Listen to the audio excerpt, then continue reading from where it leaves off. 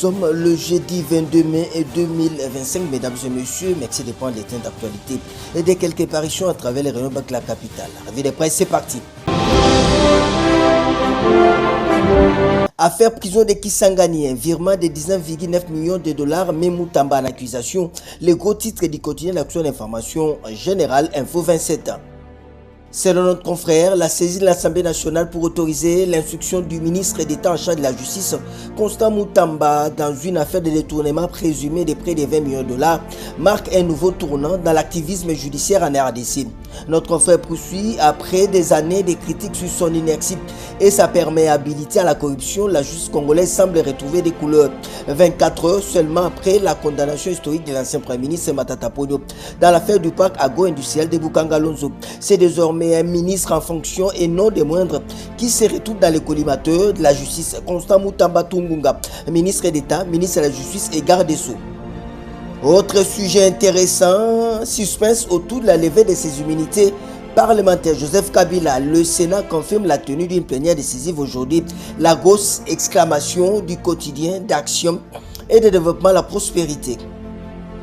En jetant un coup d'œil chez notre consoeur, nous pouvons lire Jean-Michel Samalou Konde Kenge, président de la Chambre haute du Parlement, a confirmé la tenue ce jeudi 22 mai 2025 du plénière pour statuer sur le sort de Joseph Kabila Kabange, sénateur à vie, suivant les réquisitoires formulés par l'auditeur général près la haute cour militaire pour la levée de ses immunités parlementaires en vue du démarrage des poursuites judiciaires. L'ancien président de la République est en effet accusé depuis un temps de soutenir la rébellion qui couvre la partie est de la RDC et de multiplier des stratégies pour déstabiliser le régime actuel du président Félix Tshisekedi. La Prospérité poursuit ici de noter que la plénière convoquée par la Chambre haute du Parlement aujourd'hui 22 mai sera consacrée exclusivement à l'annonce du verdict final en tenant compte du rapport de la commission spéciale mise en place pour cette fin. Autre sujet, l'actualité à Kinshasa, embouteillage, la solution et la réhabilitation des acteurs principaux, les gros titres du tabloïd Les Phares. Selon notre confrère, finalement, l'hôtel de ville de Kinshasa a dû faire marche arrière de son initiative qui consistait à imposer un système de circulation alterné basé sur les numéros de plaques d'immatriculation des véhicules en vue de faire face aux embouteillages cauchemardesques qui perturbent tout et impactent négativement la productivité. Balancé sur les réseaux sociaux, tel un ballon d'essai qui est apparu à la première analyse comme fake news avant d'être confirmé par la bouche autorisée de l'autorité urbaine, la dite initiative prévoyait la division des jours de la semaine pour la circulation des véhicules suivant le numéro de plaques minéralogiques, nombre pair et impair. On va terminer en sport avec ces titres du site d'information info.net. RDC. Eric Nzambi sollicite l'expertise de Isidore Kwanja pour la réussite du championnat d'Afrique de lutte qui se tiendra à Kinshasa.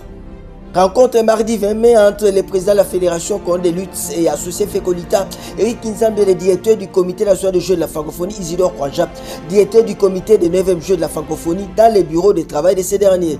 Le président de la Fekolita est allé solliciter l'expertise du directeur du comité national de jeux de la francophonie, Isidore Kwanja, dans les préparatifs de la 41e édition du championnat d'Afrique de lutte qui se déroulera à Kinshasa l'année prochaine. Le choix de la RDC pour l'organisation de cette compétition a été motivé entre autres par les performances de Léopard lors de la 40e édition du championnat d'Afrique qui s'est déroulé du 29 avril au 4 mai de l'année en cours à Casablanca au Maroc, où les Congolais ont raflé 17 médailles, 4 en or, 2 en argent et 11 en bronze. Ça n'est donc fini pour cette revue de presse. On prend rendez-vous pour demain, tous derrière nos phares de Bendele Kouyaté Congolais Téléma.